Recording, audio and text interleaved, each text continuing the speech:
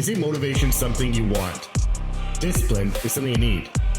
Obsession is something you have to have. I'm going to show you what I wanted, how I got it, and how I was obsessed to get there. So this one is going to be fun. I told you I'm going to get a little ease into it. The first few I really want to be serious. I want to tell you exactly who I was, what I was doing.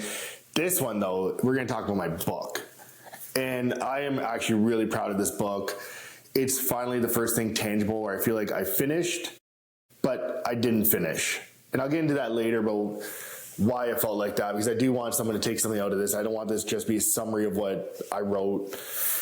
Let's start with what the book is. So the book is actually called The Sum of Five. And with The Sum of Five, it's about networking. And I've read so many of those self-help books, it gets tiresome. I feel like I'm in school, I don't care, I don't want to follow a graph. And I needed something a little bit more, entertaining to read. And I feel like a lot of people out there are reading so many self-help, self-development, information books, but they're not taking away from it what's important. There's so much information in there that it doesn't even resonate with you with what season you're in. It really just pulls you away and just says, you need to do this and you need to do that. And this is going to get you here. And this is what I did. And it's it doesn't even resonate with you. 99% of the time, I hate to say it, you're not even at that level of the person that wrote that book. You're not there. So why are you reading it, wasting your time trying to implement something that you're not even ready for? Sure, you might learn a lesson and learn that you're not ready for it, but be honest with yourself. And that's what I want this book to be. It's this is really a core value of mine where I think it can benefit someone no matter where they are in their venture. Between personal development and business, networking will never, ever disappoint you. It'll either teach you don't align with this person or you do and there's an ROI to it, which I think is so important. I built my business on networking.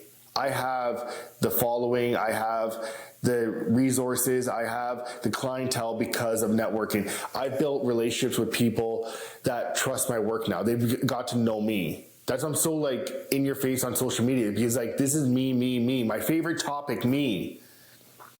And I want people to get to know me and I want to network with them. So we build those relationships. So my book is about the typical someone that works in a job, things fall apart, and he doesn't realize how important and how connected the 5 people he deals with every day that he completely overlooks are.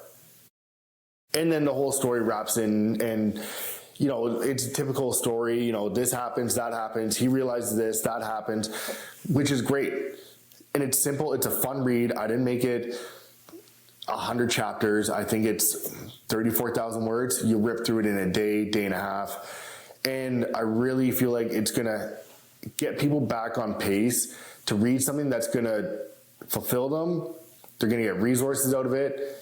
But then on top of that, it's entertaining. It's not mundane. It's not boring. It's not painful. You're not forcing yourself and just skimming through words that you're not going to take anything out of. It's realistically, it's a book you can probably hand a young teenager and they'll relate to it. And that's what I wanted to create, because I got tired. I got bored. There was so much stuff out there that I read, and I feel like I wasted my time reading, because I'm now where I'm at, I'll resonate with it now. I didn't resonate with it back 2 years ago. Sure, I know where to find the information, but now I'm going to go through the information twice. And that's one thing I promised myself I'm not going to make this book about. It's going to relate to everyone. And secondly, it's my dream job, I know this is going to sound crazy, was to be a writer. Ever since I was a child, I always wanted to be a writer, and I never thought I could be a writer. Wasn't some successful high school or college or university grad with straight A student or anything like that. I did well in school, but I just never pictured myself being there because I didn't believe in myself. With my mom passing, my dad not being around, me always feeling like I was trying to catch up to people, I didn't feel like I had the authority to write a book. I didn't give myself enough credibility. And this book put the stamp down that I do. And that's what the really cool thing about the book was. And the spin on the whole thing was, you'd think I'd be proud of myself writing a book. And sure, yeah, I patted myself on the back. But like I said, 2026 has been one of those years where the burners are on 150%. And my wife went away with my daughter for a weekend. My son was working all weekend. And I sat down and I started cranking through my book. And for 2-3 years, I said, I'm going to write a book. I'm going to write a book. I'm going to write a book. Because I got into rooms around people that all wrote books. I'm like, I could do this too. But I never actually put my mind and my time into it. And in a weekend, start to finish, I had that book done. And it doesn't take away from the quality of it. It shows that the quality can be there if you dial into it, if you make it a non-negotiable, if you give it the time it deserves and the attention it needs. And I'll say it straight out, it's a good book. I enjoyed it. I had friends read it. They all liked it. And the funny thing is that when I was done that last word, I didn't feel like I was accomplished. And that is a result of me being in those rooms. Because the minute I wrote that last word, I have so many goals, I'm constantly moving the goalpost. So I feel like I never actually finished anything. I'm like, this book mentally is going to be that benchmark. I'm like, I wrote my book. I'm done the book. I published a book. And the funny thing is, I didn't feel like that. You'd think I would feel like that once I finished, and I'm like, what's next? And I already thought to myself, I could write a second book. I could write a third book. I could publish this. I could start more on my personal branding. And it's amazing, like, such a big accomplishment. I think it's like 1.5% of the world writes a book. And when you get into those different rooms and you network with people that are operating at a higher level, something as cool as writing a book didn't feel like enough. And that can go one of two ways. I am comfortable enough that I can look at it and say, I want to do more because I know I can do more. But then there's the other side of it where people haven't gone through those hardships we've talked about before, where they've learned who they are and they're like, hey, I wrote a book, pat yourself on the back, and they plateau because they're like, hey, I hit a benchmark, I hit a milestone, and they don't accomplish anything more. It's the equivalent of someone like they constantly meet up with and they're like, back in the high school days, back in my day were the best times. I'm like, those were the best times? Like right now is the best time. You're not going to get today back. So if you do aim to do something big, like write a book, publish a podcast, or do whatever you need to do, honestly, do not plateau. Pat yourself on the back, take in those wins, appreciate them, don't neglect them, but do not plateau.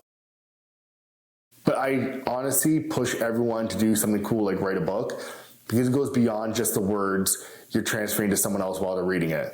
It goes beyond things like leaving like an impact on someone when they finish that last page.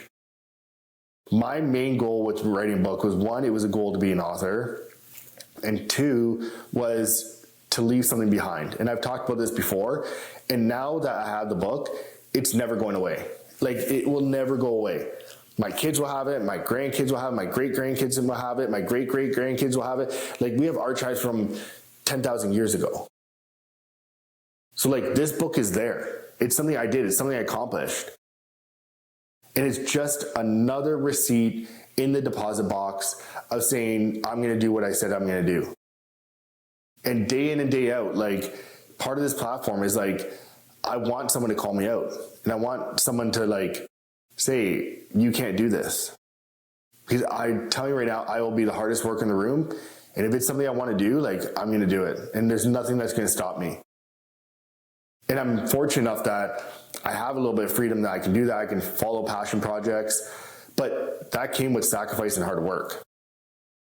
Like this book, I know it was only a weekend, but I sat there and I worked on it and worked on it and worked on it. And I didn't use AI. I didn't use voice to text.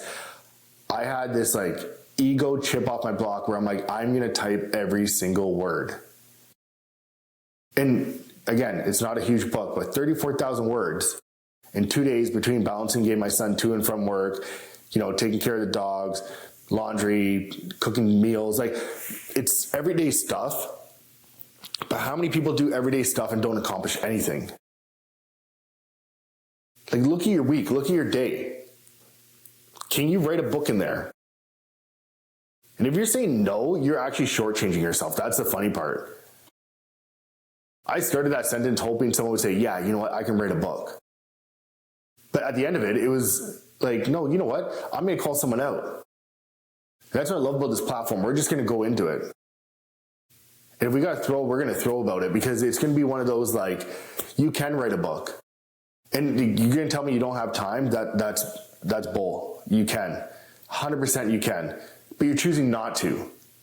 And by saying I can't, you're automatically setting the standard that it's not going to happen. Like, I don't get the mindset where it's like, I can't. It's you don't want to. That's what it resonates to, is that you don't want to. Don't say you can't. Because you can do it if you want to. You just don't want to. It's a choice you're making. Take accountability on your choices. And I first want to take accountability on this book. I said it for 2 years. I preached to everyone, I'm going to write a book. I'm going to write a book. Like, I had this like chest pounding and, I'm going to write a book. It's going to be so great. 2 years. I talk shit. 2 whole years. And it's amazing that finally just one day it just clicked. I'm like, you know what? I'm going to do it. Because I said I want to. Until I was blue in the face, I said I'm gonna. But the day I said I want to, everything changed. And what is the result of that? It's having a book with my name published on it, leaving something for my kids behind, and having a platform or something tangible to hopefully change someone's life, their perspective, or teach them something. So, Sum of 5, out now. I really hope everyone grabs a copy. I'll have all the details in the comments or description below. I'm not sure how all this technology thing works, or posting and stuff, but I will make sure I have all the details there. I really love anyone's support. Really hope everyone picks up the book. I really think you're going to get something out of it. It's not just for me to sell my book. I genuinely believe it's going to change your perspective on something to do with networking. So that's another episode in the books. I know this one was a little bit shorter. Next one's going to be a good rant. I'll find something cool to talk about. And again, see you next week.